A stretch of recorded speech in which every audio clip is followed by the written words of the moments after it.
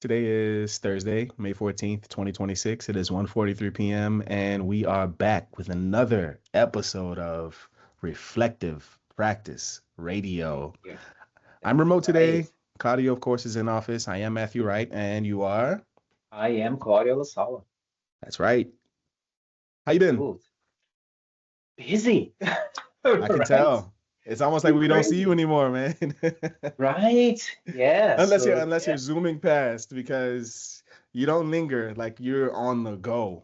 I'm moving. Yes, Yes. I am moving. I've just been busier, I guess, with some, recent changes in the team's composition and in the Hmm. way, the current project is going. I had to make some adjustments here and there, which has Yes. changed my pace. So I Yeah. think how I've been off my pace. I guess that's I Mm. have been off my pace because I've been busy. Well, we're all busy. For me, Yes. I'm off my pace. That's how I've been. How have you been?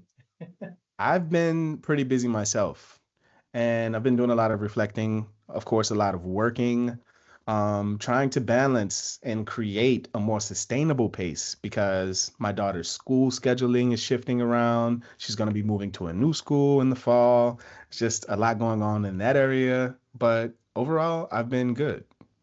Good, good. Good to hear, man. What have you been reflecting on? I've been reflecting on the way that I do work and the future of work, the way that I hear others talk about what the future of work might look like, and some of the concerning things that I've heard, and some of the encouraging things that I've heard. I've been reflecting on all of these things. Listening to some of the youth and the way that they talk about AI, for example, Mm. they are not as enthusiastic about it as you might imagine. um, when new things come around, new toys, new technologies, it seems like the youth always flock to them first. And I don't think it was any different when it comes to AI. You saw like the memes, there were older styled memes, and you could take the old memes, put it into Chat GPT, and get a Japanese anime version of the old thing. And now you have a new thing that you can share. And I think the novelty of that sort of thing is starting to wear off. Interesting. Yeah. So that's what I've been seeing from the youth. And I always Mm. try to pay close attention to them so I don't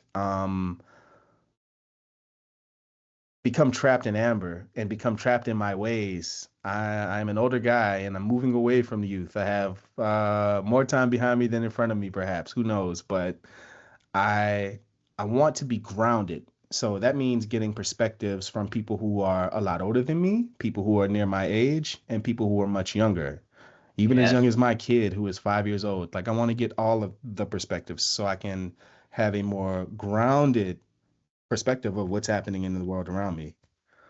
So Mm. I like that.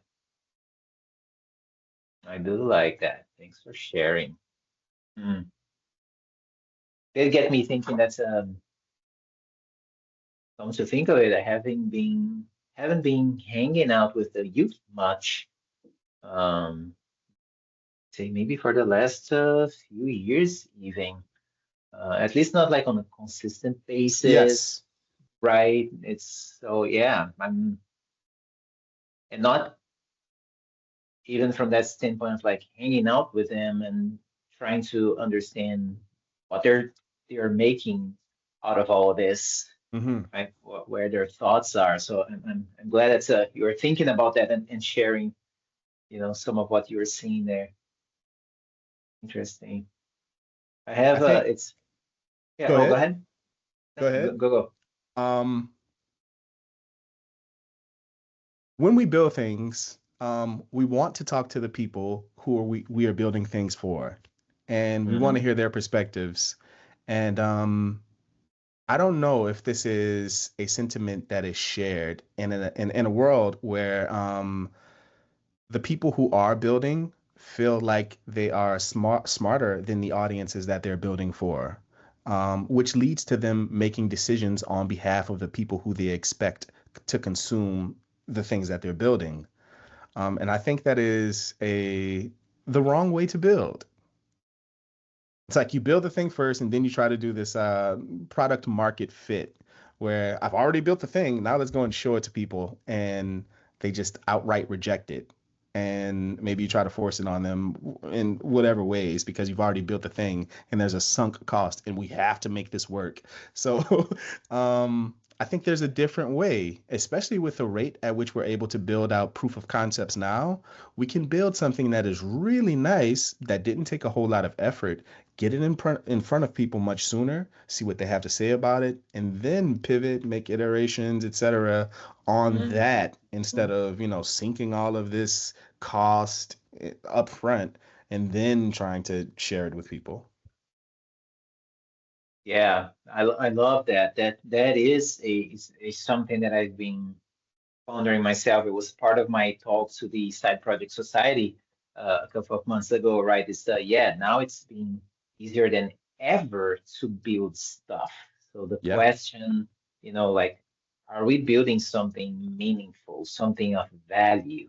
Yeah. And because we can build it so fast and it already kind of like looks like the polished final version, we're Hmm. not really sitting with the thing that we built. We're not actually using it over a period of time, refining it Yes. to really make it stable, right? It's there's like a lot missing there, and that's usually the problem. It's like, oh, I just had this great idea to build this one thing. It's like, okay, you built it. Have you used it? Have you Yeah. iterated it? Have you validated it? It's like, that was really actually a great idea. It does solve a problem. It had a few kinks. Hmm. These were the kinks. This is how I perceive them. This is how I thought of addressing them. This is how it came out and why I perceive it as being better. We're not spending that time if we're just like build, build, build, build, build. I Hmm. agree. It's funny that a few, was it last week? I was chatting with another improver who's also into music, fellow guitar player, and then he showed me some work he was doing with Suno, right? To build Yeah. Suno, the platform, AI platform to remix music, create music, and things like that. Which I have a friend of mine in Brazil who's been also fellow musician who's been messing with it. He Hmm. had sent me he sent me a song, a file, a song file, audio file a few weeks ago. So, oh, I have a surprise for you. And then I start playing the thing. I'm like, oh, wait, oh, I know that melody. I wrote it.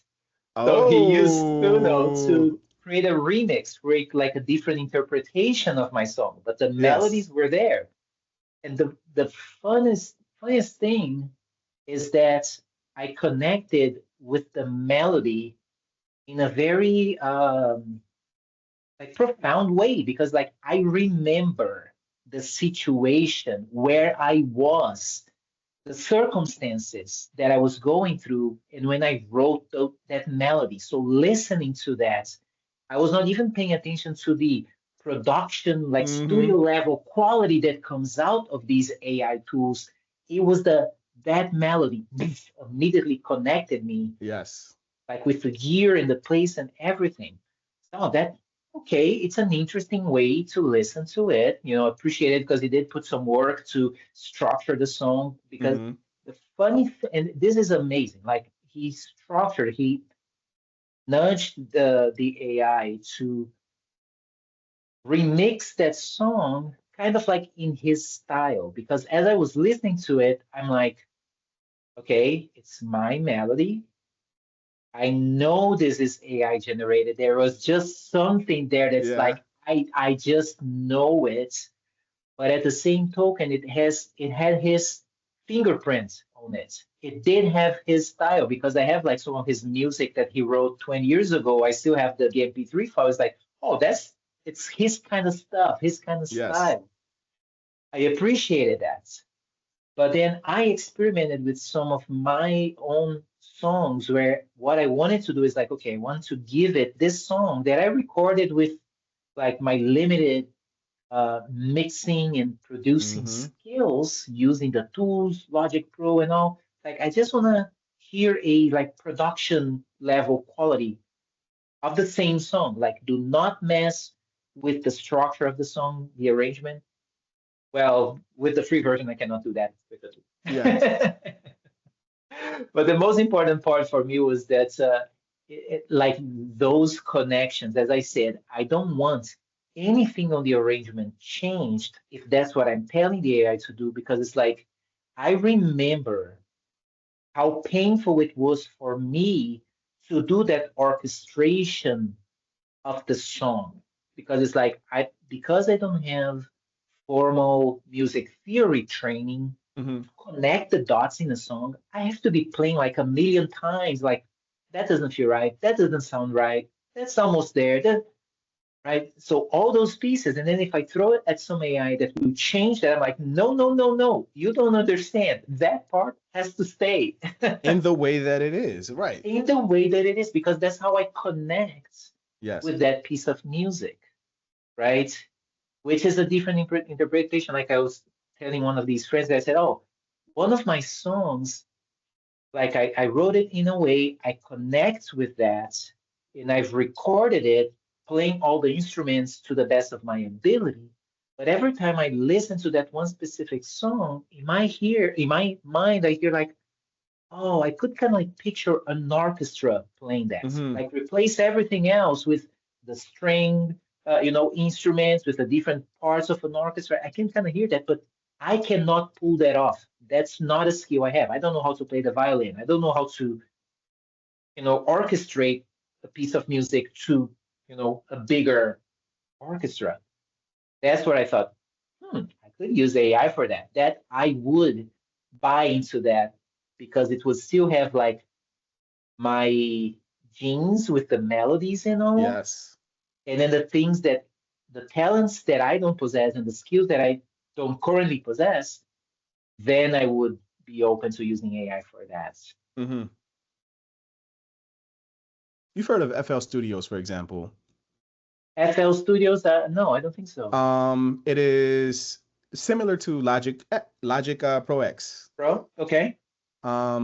So let's say you're really good at playing the piano Mhm. and you select an instrument from this, library of instruments that is within Logic. Mm, And I, gotcha. you see where I'm headed. Like it is the I, same s- idea because this I is saw some, you. right. You are producing like the rhythm and this and that. Yeah. I saw like a demo of Zoom where the guy's like tapping on the tabletop Hmm. to dictate the rhythm and then saying, Yes. okay, play that to the drums Turn or that into drums, right. right? Mm-hmm. I've seen similar ones where you have like a person humming into the microphone and it's like, okay, turn that into a piano melody, turn this into Yes. strings or whatever. But Correct. again, this is capturing the human element and just assigning it to an instrument, which was very much possible before AI. Not in the same way of delivering it via humming or tapping on a Right. desk. Um, Yeah. I think we've just lowered the barrier of entry to do a similar thing. And with that, like depending on I think it all depends on the intent, right? Like I Absolutely. make music because I'm trying to get like my thoughts out, my ideas out, my feelings out, and this and that. So I do want to take my time with it. So like if I'm using an AI tool with something like that, like I'm humming, like I'm hearing a melody, I'm gonna hum Hmm. that into my computer and say, make that a string quartet. Yeah, yeah. Like that's fine because I am taking my time with it and say, okay, I'm listening to it. No, that doesn't quite work. Replace that with a flute or whatever. I'm Yeah. still taking my time with it, right? But if I'm just like, yeah, write me a song in the style of whatever, and then Right. publish it as if it were my own, Yeah. because we can build that fast. So, and we can. And I think the last mile, the publish it as if it's my own, that's where the problem comes in for me. I'm not even against like the generation of the music. I was thinking about this idea, like using something like a Suno. And every morning you have Suno create a personalized playlist. Maybe this is a playlist based on the journal entries that you've made earlier in the Hmm. week. So these Okay. songs that it's generating are like Mm. positive songs that are encouraging you to prepare for your talk or whatever. Like they're all Mm. scoped to things that are happening in your life. And this is a playlist that is like tailored to you. I think that would be a great idea. This isn't intended for like a wider audience. This isn't meant for like Mm. wide consumption. This isn't something that you sell and say that you created. This is a version of musical therapy, if you will. That's one I case where like it's that. like, Yeah. I think that would be a cool idea. There are many Yeah. ways that you can use this in an ethical way, Hmm. but some people may still take issue with that because it's like, how did we train these models to make this music in the first place? And once Yeah. you start to look at it from that perspective, like the conversation becomes a little bit uncomfortable because these models, Suno and others, were all trained by listening to the works that people manually created Yeah. Yep. Yep. Yep. without permission. There's also Without that. permission. Exactly. Mm. Hmm. Yeah, it's But oh man, I love that. Yeah. What were you gonna say? Um, but it's like we're already playing that game. Like Suno aside, we're already playing that game just using these AI tools that we've come to integrate into our day-to-day work. We're playing the exact same game because the Hmm. models that we're using were trained on uh, tons of books. Anything that it found Yes. online from human beings who were building things out, it's like Mm-hmm. this is what these models are trained on, and we've True. accepted that it is okay because of the value that we derive from using these tools. That is Yeah. something that we can stomach, if you will. Yeah. Yeah. Yeah. It is something we will need to adjust to it because it's not going anywhere No. here. It's like think of Napster 20 years ago, and Oh yeah. like yeah, we're doing just that or similar to it. They had to change like the way we consume, not just the way we consume the what is built, but also how people monetize that, how people Yeah. make their living out of that, where you see like a lot of like with music, for instance, most bands they don't make or artists, music artists, they don't make money selling records per se, That's right. unless you're like the Oh, you got to be mainstream in a ones. very tiny Yeah, minority, right? you're not making money from that. You're making money from Touring, merch, booths merch. at the table, Yeah. touring, bringing your merch, selling it there, and making other things like in heavy metal music, heavy metal bands got into this thing of making their own beer, right? They make like a Ah. special, they brew a special kind of beer with Mm-hmm. according to the band's preferences. They slap Yes, the band's logo on it and they sell that. That was a brilliant idea. I think the I first agree. time I heard of anybody doing that, it was Iron Maiden because the band was like hanging out, talking about like, yeah, now we have this Napster. People are like sharing music like that. From the band's perspective, it's like, oh, great. People actually want our music. They are listening to Yes. it. We cannot fight that. Okay. When people get the music however they do, when they're listening to it, what are they doing? Oh, they are drinking beer and having a great time. Mm-hmm. There you They can't go. get the They're beer for drinking free. beer. Yeah. So let's sell Yeah. them the beer. They can't download Hmm. beer. Let's sell them that. Um, I think it's novel and a great way to work around the existing problem. There are many people who make lots of music who no one will listen to for free. So when you have something like a Napster where people are seeking out your music and downloading it, while it's uncomfortable because you would much rather be selling that because that's part of the that's a component of why you're making it. It's not the only one, of Right. course, but now that people are able to get it for free, let's figure something else out. And Yeah. of course, like streaming did not exist like pre Napster and pre whatever the LimeWire, for example, is another one that we used Yeah. back in the day. But that's what came out of it, and I don't even think the Mhm. streaming structure is like very favorable to these artists. Like They it's are great. not at all. No, the artists all Yeah, complain. It's like 0.0003 cents right. for every 1,000 plays or something like that. Right. So it just made things tougher for them, but for the Uh, audience, it changed the relationship there as well because any mhm. song that comes to mind at any point in time, we can listen to it on demand. So Right. while it made music a lot more accessible to us, maybe there was also something lost in that process because maybe there is a cheapening of, you know, the music itself, not necessarily by the artists who are creating it, but by the audience who are able to listen to it on demand. So maybe they aren't listening as intently.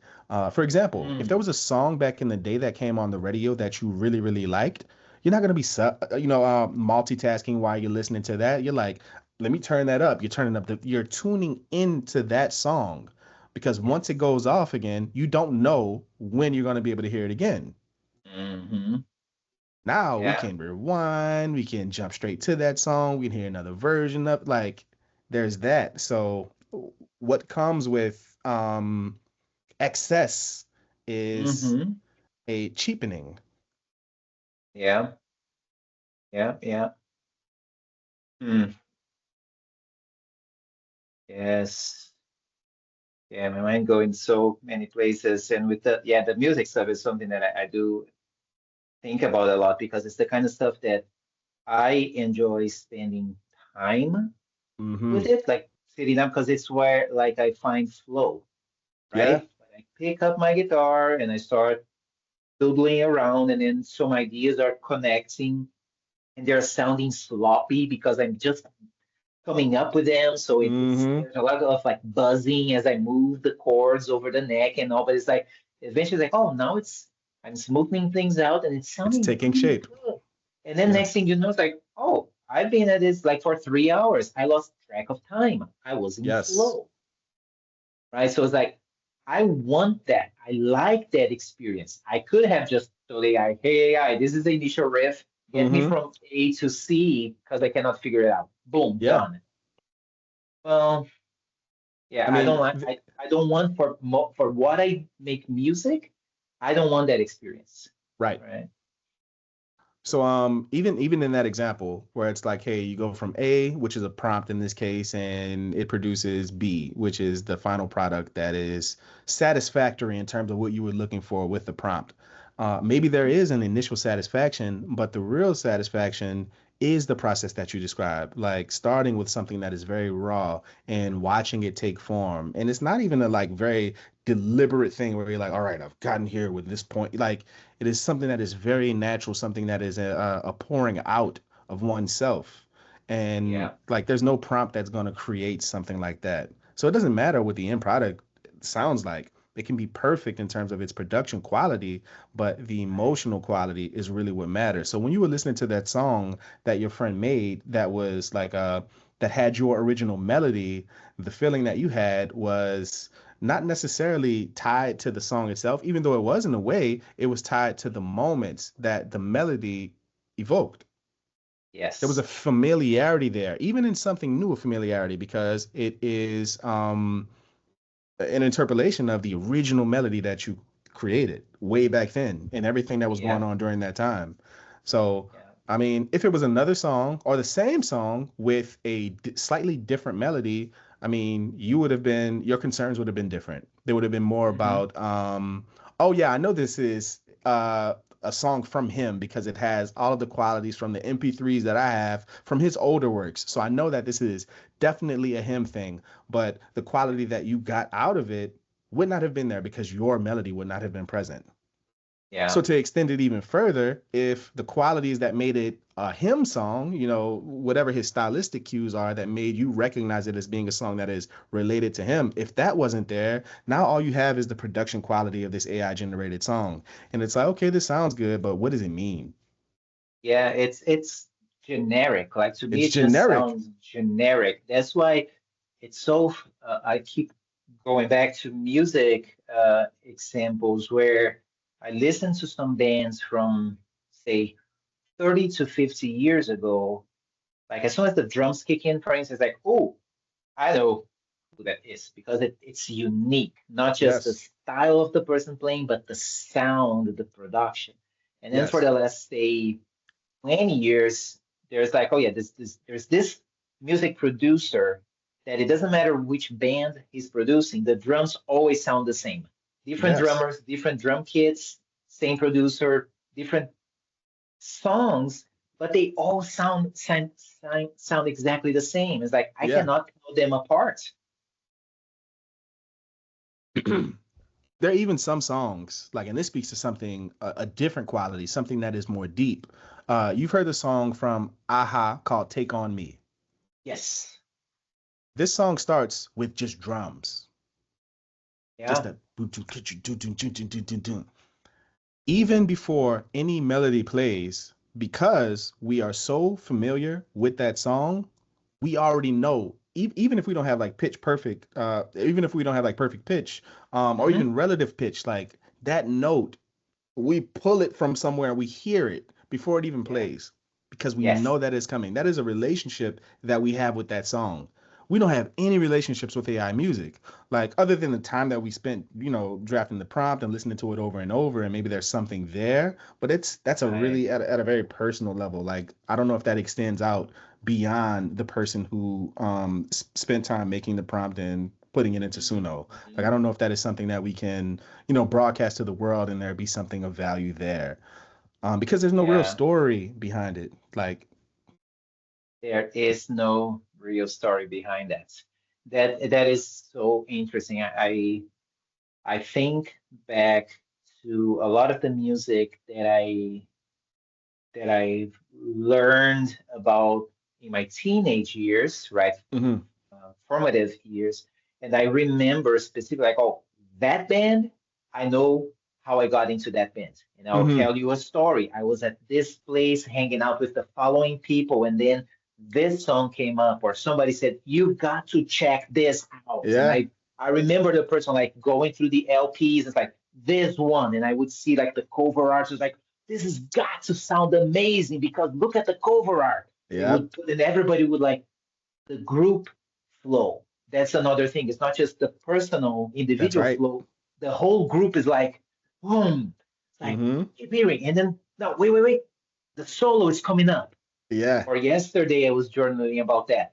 Phil Collins, In the Air Tonight. that's another one that comes to mind. That drum, When the do do drum do roll, do do do do do do do, boom boom. I can like everybody will like zoom into that because I yes. was actually journaling about that yesterday, where we are talking about orchestrating our work. So now we become Hmm. the orchestrator instead of the musicians, That's right. right?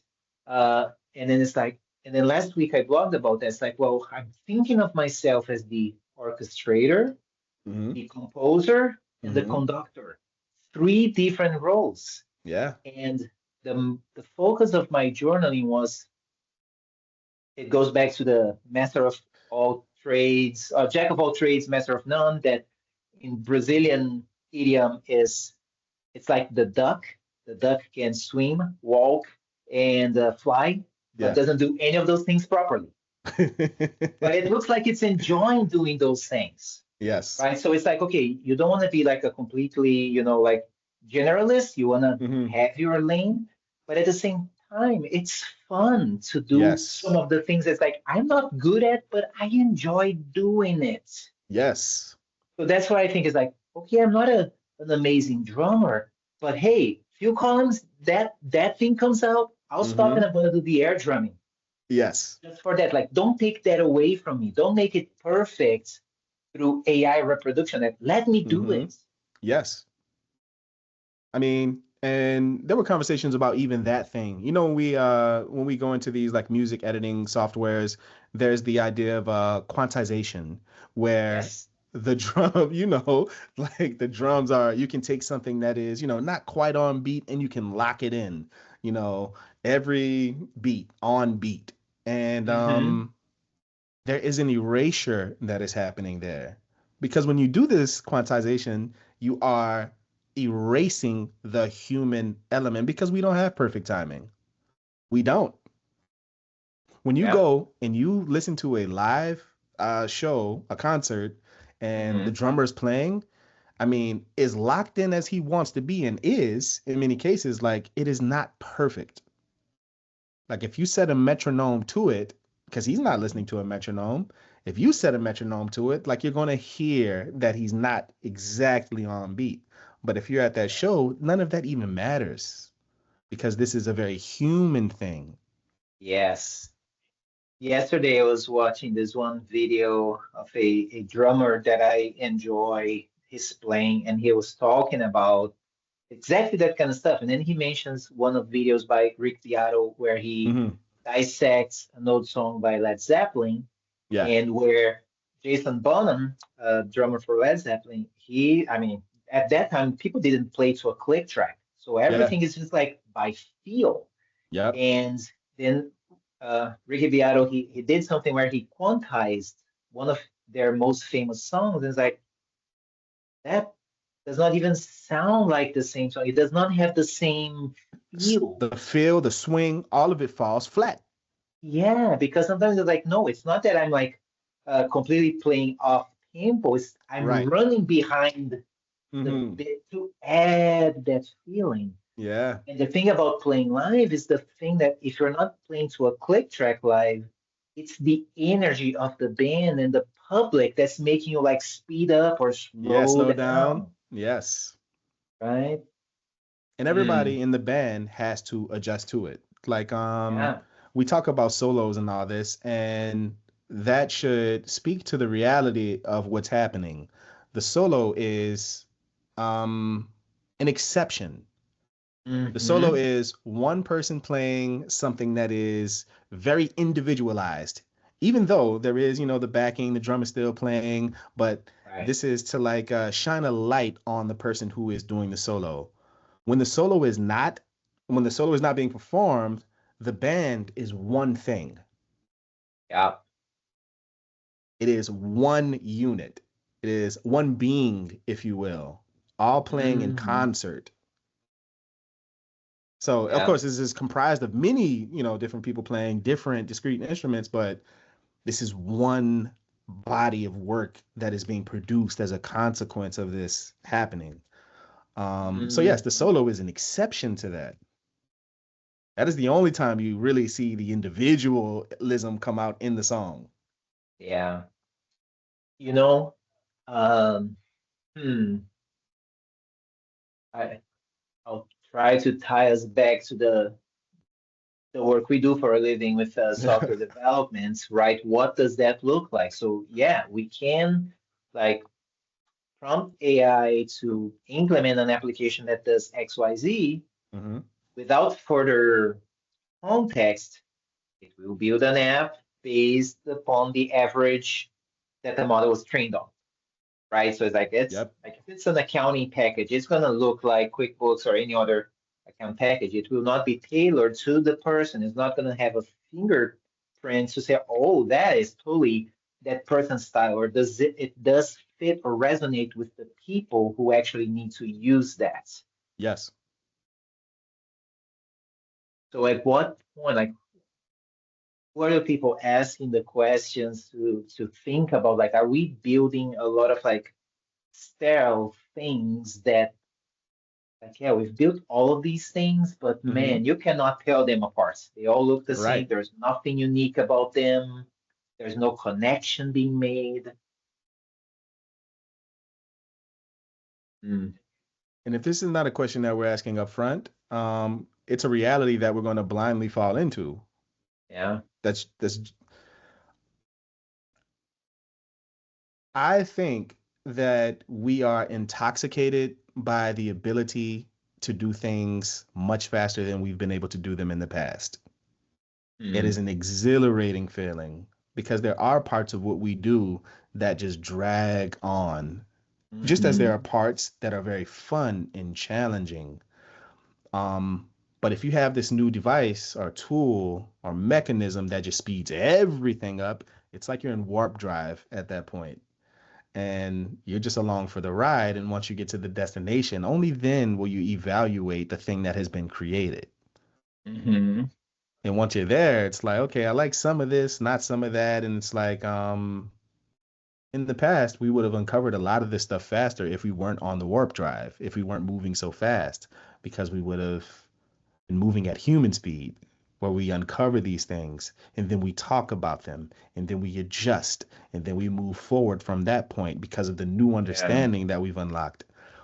So I think we will only arrive, like we're moving fast right now, but what it looks like in the future, like as it relates to like agentic development and us building things, is a slightly faster version of what we have today.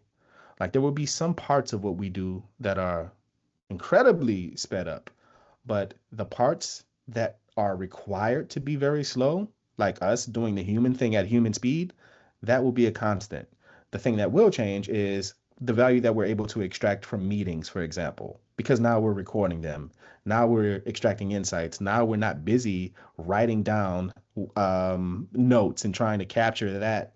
Instead, we're Hmm. asking, or we're thinking of, okay, I'm paying attention to the person in front of me, and I want to ask the next best question, not do this Hmm. dividing my attention of trying to ask questions and capture what I think is important based on this meeting, and everything else is left on the table because that's the way we've been doing things for years. And I think that is wasteful. So being able to have the meeting is still going to happen at the same speed. If the meeting is an hour, we can't speed up time, at least yet, but that's the time. That's the Right. amount of time that the meeting is going to take. And we're just going to get a lot more value out of those meetings.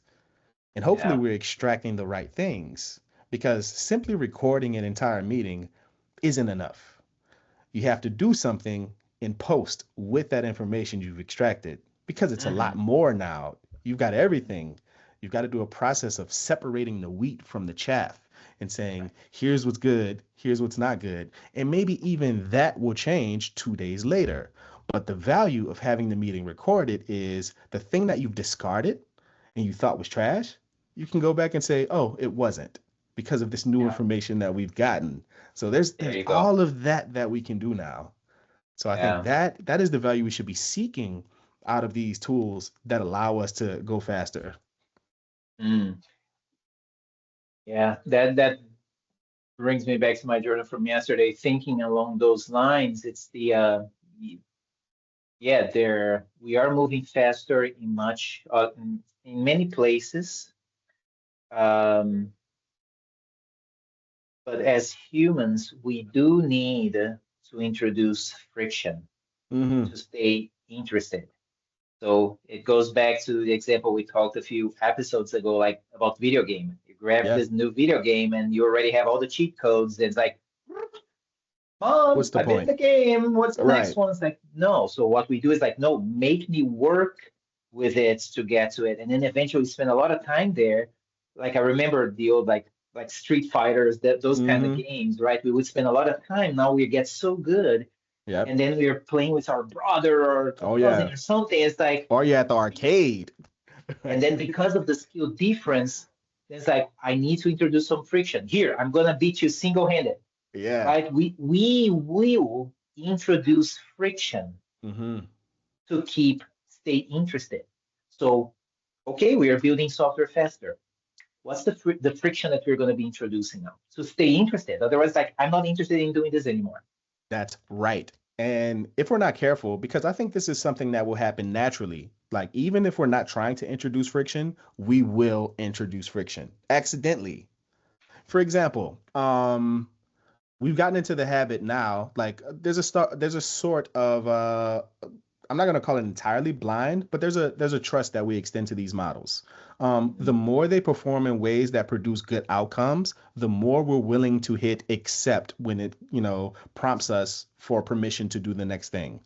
Right. And what this ultimately turns into is us blindly hitting accept Yeah. because the last 10 results were great. So let's continue to hit accept.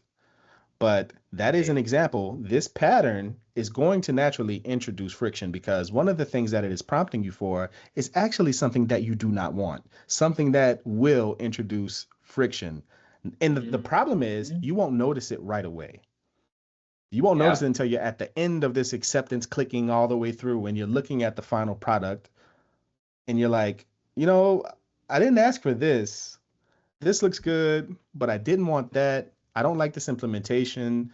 I asked for given when thens, but because the context window was exhausted, it decided to do a different pattern.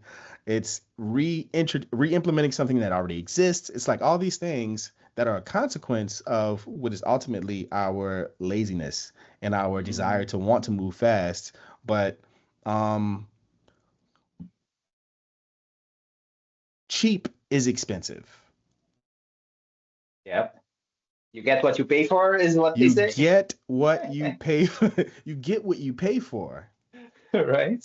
And paying, as it relates to dealing with these models, the equivalent of paying is when it prompts you for something, you pay with your attention by reading what it's requesting. Mm-hmm. And not paying attention and granting it permission anyway is going to be expensive. Maybe not right Yeah. away, but at some point. Yeah. Mm. Yes. Yeah, because you're So, either paying with your attention or with your money, right? It's like I don't have time to spend my attention on it, yeah, do all the things, and I'll deal with setbacks by paying money, paying somebody to fix whatever has gone wrong, or somebody somewhere is paying, right? right. But even if you're doing the throw money at the problem thing, you're still Mhm. going to have to pay with attention at some point At because some point. there's just no running It's from just it. where. It's Yeah. just where. So, to the original point about where should this friction be? Because in many ways we are eliminating it, but we should Mhm. be thoughtful and mindful about reintroducing it at places where it makes Yeah. sense to be, Yeah. where the work is still interesting, where we're still engaged and involved. So it's like when we talk about, and this is something I really got from you when we talk about human in the loop. I Hmm. think even using that phrase is walking us right into a dangerous pattern where it's Yeah. like we're just a part of the process. It's not even our thing. Like it's the AI's thing, and we're just a human in the loop. That walks us Mm. to a very dangerous conclusion Yeah. where it's responsible and we are just players at, points where we have to give some type of human input. Right. Yeah. I do think about those things, and when I think of saying that the human in the loop, I try to like as much as quickly as possible go back to the it's the human loop, Hmm. throwing something at the AI that's starting a loop, and then we become a human in the AI loop in that point, but that loop belongs here in our It's loop. our loop. Like the quickest we come back is like, guys, it's us here Hmm. that matter. The AI thing doesn't matter. It's us here that matter. You know when that becomes very clear to people? Hmm. When there's a client involved, for example, Hmm. and you have this view or this framework of it being an AI loop that you're only a part of, when you turn this work in to somebody, the product owner, for example, and they're like, "What is the What's up with this? This isn't what I asked for." You don't get to say this is not my loop. That's when you know for sure, oh, this was my loop all along. This is not some AI's loop because they don't have to share in the responsibility of this product with me. True. That's your loop. And you better Hmm. know it very quickly because if you don't know it now, you will know it later and maybe Yeah. not in a way that is friendly. Yep. Yep. Yep. Mm. Yeah. Yeah. I've been thinking through all these, like, for trying to come up with mental models. Like, at least for me, like, how do I articulate this? So the human in the loop, the AI in the human loop is one of them. The other one is, there's so much talk about the putting guardrails on the AI, putting Hmm. guardrails on the AI. It's like, yes, that is necessary. We do that with humans, right? When you're Yes. training a junior developer, for instance, you put some guardrails to you give them an assignment, and you want to make sure that you verify what they're doing, right? Yes. So that's it's like, yeah, we do that. But Standard practice. standard practice, but even more important than that is, are we giving that junior developer the principles so that they can make their own decisions the way we think is the best? Hmm. That is the part that people miss. Like, oh, let me put the guardrails for the AI. It's like, are you giving the AI the principle so that it can make more decisions in your place, not to replace you, but just so that Yes, you can, because we cannot clone ourselves, that's right? right. So how do you get to do more being a single person? Well, you teach somebody else or someone else or something Yes, or else, something else. Yes. right? Your principles. This is how we make decisions. And this is how we improve those principles based on the information, on the new information acquired. You need to revise your principles because it may no longer work. Right? So thinking from that perspective, I don't hear a lot of people talking about in all these AI conversations. I think it's because it is the wild, wild west right now. Mm, And the more we start to bring these tools into the workplace to do work that we're actually, charging people money for, and mm, we continue to be burned by carelessness and recklessness, only then will we start to really, really, really take those conversations more seriously. Like guardrails are standard practice. They're all around us. We don't get on yeah, the internet. If we saw I-10 and it didn't have guardrails, I'm not getting on that. I'm not getting on the bridge that doesn't have the guardrails. I don't care how, or I'm going to be trying to ride the middle lane to stay as far away from the sides as possible because this is a dangerous bridge to be on. yeah. Just making So, me think of there was a few weeks ago here in Houston, mhm, maybe it was on I-10, one of those bridges that one of the Tesla cars, self-driven, hit like straight into something up there in the guardrail. that's right. I saw that video. I think it was a woman driving that vehicle. Well, she wasn't driving. She was in the vehicle that was driving itself. And I think what she was caring for her kid, baby, Kid in the toddler, or back something seat. like that. Yeah. Yeah, And it's like you've extended trust to this thing that is, I mean, it's doing what you expect it to do, which is drive itself. But right. it, when you're driving, or when it's driving, it doesn't have to make many mistakes. It only takes one. Yeah. It can be perfect 99% of the time, but it only has to make one mistake. And I Yeah. mean, we're held to the very same standard. Like we could be in the car, hands on the steering wheels, not on our phones at the same time, really paying attention to everything. But there could just be one thing that we do that will, lead to a bad outcome, to put it lightly. Yeah. Um, but what she was doing is a little different because she has hands. She could have been holding the steering wheel. The error that the car made, for whatever reason, maybe it was a reflection from the sun, whatever the case may be, because of the way Hmm. Tesla uses.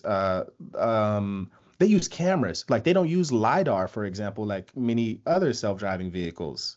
And Hmm. LiDAR is a way to like detect depth in ways that cameras simply cannot. Um, Right.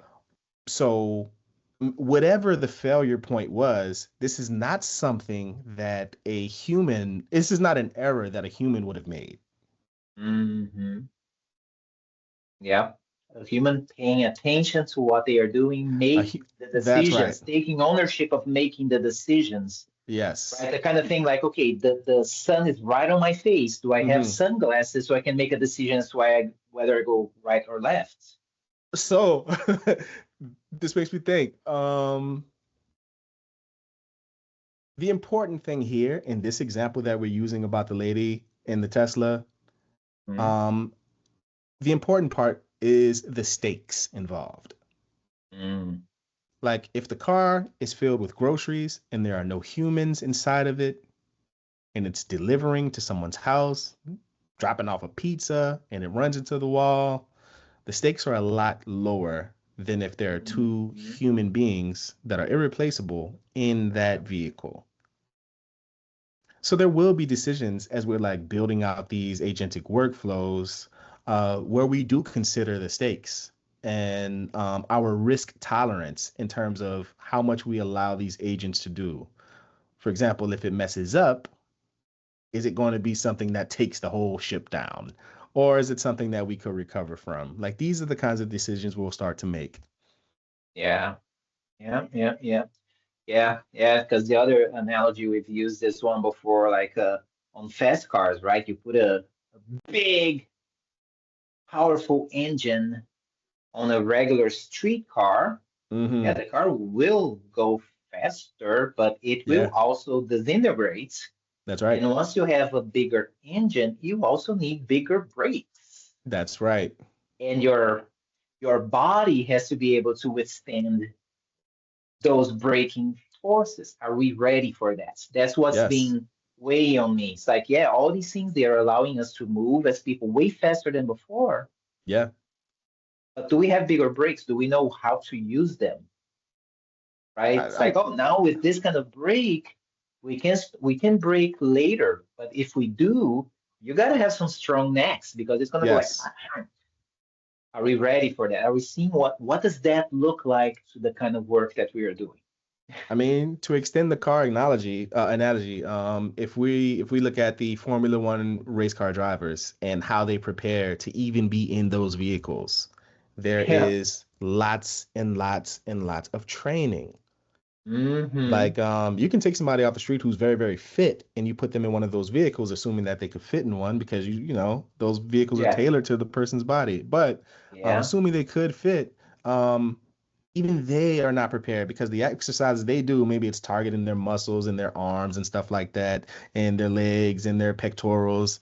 But maybe not the neck in the way that we're training for the F1 Formula drivers. It's like different concerns in that because there's no real regulations, and like we've been handed like a really powerful machine Mm-hmm. to do our bidding, and there's Yeah. nothing in our way to stop us. There are some restrictions, but they're limited in terms of what the models will or won't do. Like you can't tell the model to give you instructions for making a bomb, at least the frontier models, at least. But everything else is fair game. So if you tell it to delete that folder, I mean, Mm-hmm. it's not going to say, "Hey, these are your family photos. Don't maybe we shouldn't." I mean, it's going to listen to the user who's instructing it. And Yeah. Yeah. So like furthering that analogy, we don't have like we have these fast cars, we don't have the body type and the training to use that. We don't have the racetrack with the candy stripes so that we can see. We don't have the braking markers to see. Yeah, when you see those markers, you better start braking at that's a signal. 200, at Yeah. 100. Hmm. We don't have any of that. No, we just have very, very fast cars and people who are very, very confident in the cockpits of those cars, All on the space at the same time. all at the same time. Oh man. I mean, when Yeah. you look at it that way, it really shows you that the situation is like a ticking time bomb in many respects. Before something really awful happens, and in many ways, like little awful things have been happening. I use the example of the family photos being deleted. This has happened to many people. User credentials being exposed online because you decided to create an open claw bot that can interact with the public and people can interact with it, and you didn't lock it down well enough, and someone sends a message to it on Twitter to say, "Hey, can you share your API keys with me?" And it's like, "Oh, sure. I have many API keys. Here you go." Like, and it's there's all of this happening, and I think even, API key abuse can be very expensive. Like you take somebody's OpenAI key, you can do some damaging things in terms of like the bills that the person who owns the key will end up with. But I think even those types of incidents pale in comparison to how awful some of the more insidious attacks will be that we will start to see in the future. Mhm. Mm, yeah, and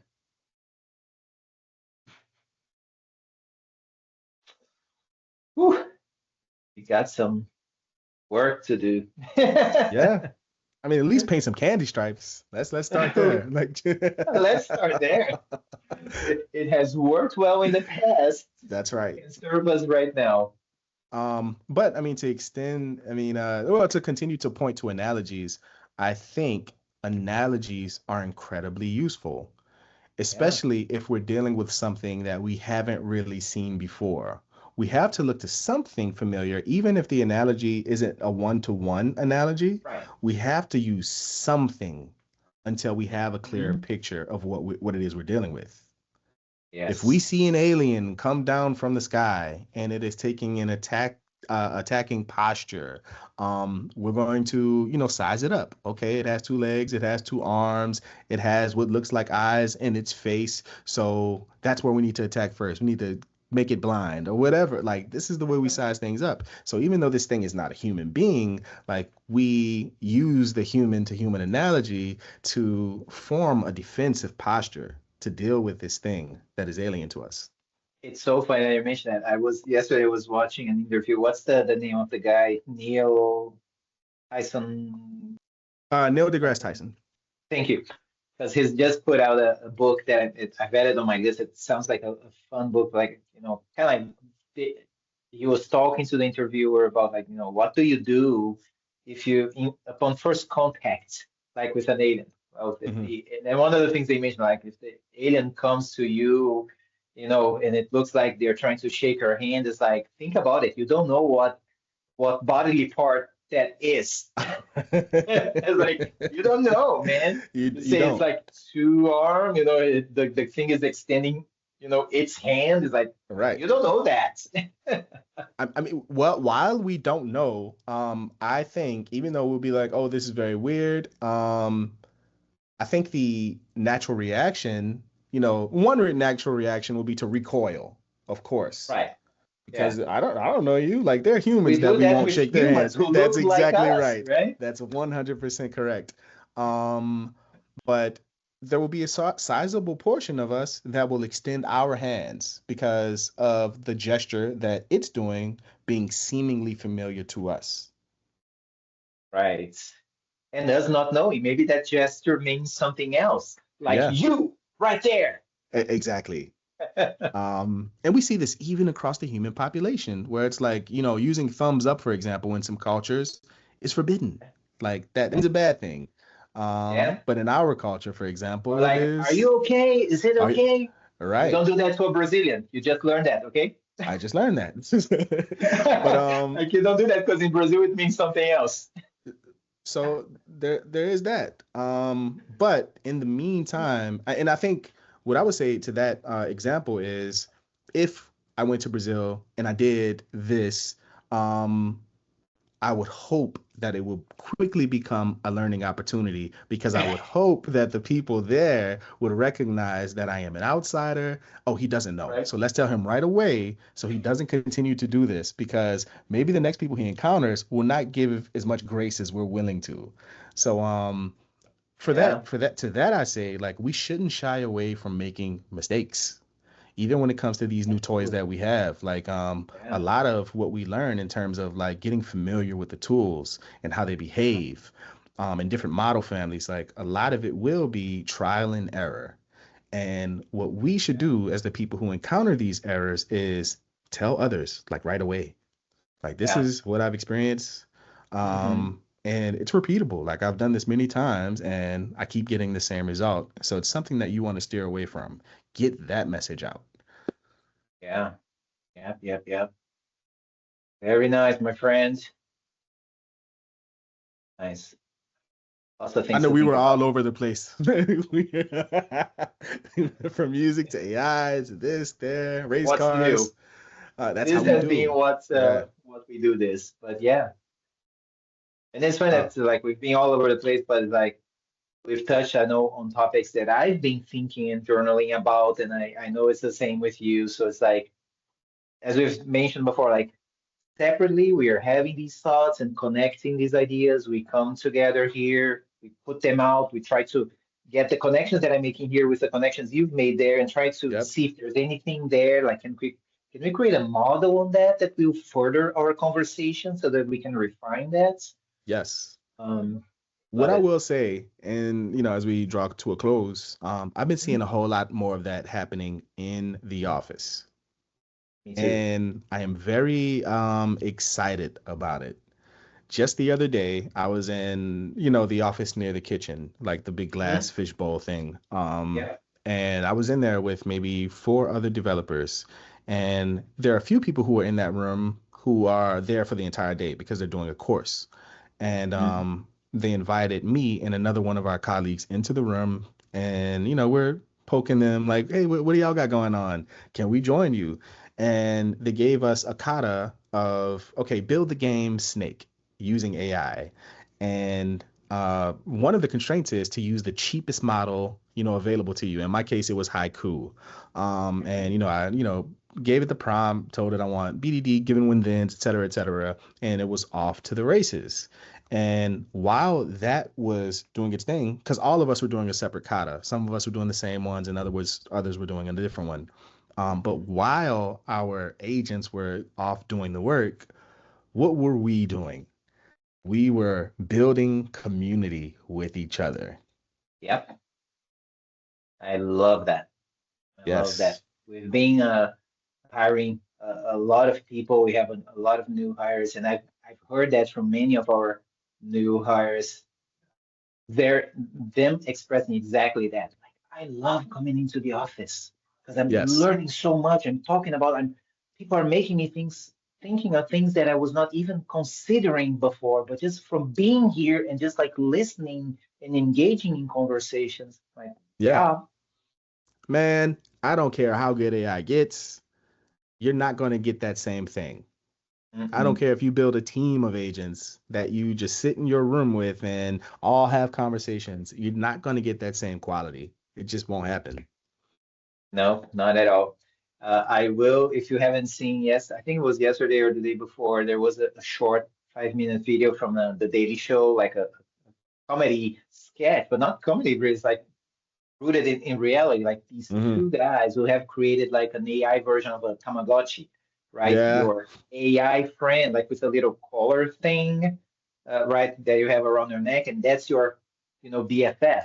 It's an AI Yes. thing that will talk to you and be aware of. It's like, is that what we're doing right now? We're like not engaging with people because, hey, I have my little AI friend here. It's like, that is not the problem that we need to solve. Like, we Right. are solving the wrong problem. If that's what we're doing, building these little Tamagotchi AI things, like, guys, that's like, as a kid many years ago, Yeah. okay, that made sense. It was kind of cute, and then you drop it after, a month or so. But for adults to have to resort to that, it's like, guys, we have a much bigger problem to solve here. Yeah. And it looks like we're also creating a problem in the process. Hmm. Yeah, So yeah. we just need to create better problems. That's the thing. We don't want to eliminate problems. We want to just create better problems, the problems that will engage us, Yes. make us collaborate to solve that problem, and then move on to the next To one. the next one. Yes. So in closing, when people ask, why are we here? Why is the human race here, put on this speeding rock through the universe, through the cosmos? What is our purpose? And I would say to that question, we're here to problem solve. And we're here to problem solve collectively. I like that. Yeah, I like that. I mean, it's what we've been doing the entire time. It is. It is from the beginning of times, and we will keep doing that, Yeah. hopefully, But before now we we blow this we whole thing up. have yes, but we have lots more distractions that the original peoples of the planet did not have. Like you had who was with you. You didn't have one of these things that you can bury yourself in, for hours at a time. Where's Claudio? He's on his phone again. Well, and think about that, and that's a beautiful. Thanks for bringing up that. It made me think of the like one of the main skills I saw Tony Robbins talk about this the other day is like, the ability to recognize patterns, follow patterns, and create patterns. I think that's how he articulated. But And then he mentioned like the first time that humanity understood patterns is when we understood seasons, right? Because otherwise Mm, we would like hunt or whatever, eat everything, not thinking about saving for the winter, right? And then we starve. So we learn it's like, oh, there are times. This is the pattern. It keeps repeating. yes. But it took what? How many years to realize that and learn that? Yes. That's what we don't have anymore, right? We don't have this like long period of time that we can go like, well, you try this and then you wait, you observe everything, and then you see when it comes around, and then again, and then again. Yep. Knowing when to plant things, how things will be, long time over long time horizons. Like it's Yeah, like we've raced to the bottom. We've done the exact opposites. Like where we're not even watching full length videos anymore. Like we're watching shorts. If it's longer than 15 seconds, you've lost my attention. yeah, Coming from people who had to look to say, okay, we have to hunker down because it's going to be 6 more months of this, or it's going to be weeks of this before we see, the ice break or whatever. Like we're far removed yeah, from that. yeah. And like, is our minds and brains adjusted to that? Like processing information at that speed, internalizing information, and not just information, knowledge, consolidating all that into knowledge that gets turned into wisdom. I don't think we are. Yeah, Um, I don't think we are at all. I mean, I think we're doing our best to cope. And that's it. but yeah, we're far removed from where we were. But all of those, all of the lessons that were learned from the people who precede us, Hmm. um, produced us. Yes, So that stuff is still within us. For yes. example, like the fight or flight senses that we have when an alarm clock rings and you're like, oh, I am late for work. That same rush of adrenaline and the fear that you Hmm. feel, like these were cultivated over tens and tens of thousands of years, millions even, where it's like this is the response I might have to an impending bear attack or something like that, and I'm responding in the same way. This flood of chemicals, and I'm responding like that to an alarm clock. Yeah. Very nice, my friend. All right, let's wrap this up. I like that the places we've gone with this. I'm looking forward to like, processing the transcript, see what kind of infographic will come up. Like, This one's what is gonna be it? interesting. Yeah, it Yeah. would be interesting to see and then do some more, reflecting on that. Yeah, yeah. Then, what are the closing thoughts here? Um, what I would say is that with all of the speed gains that we're getting, find something to do with all of this time that you're getting back, if you are in fact getting it. And one of the things that I would encourage you to do is find a human being to sit in front of with all of that extra time. I love that. 100%. Do that. Very good. Always a pleasure, my friend. Looking forward to the Always a next pleasure. one. Yes, sir. Until next All time. right. Reflective Until next time, Practice Radio. radio. See ya.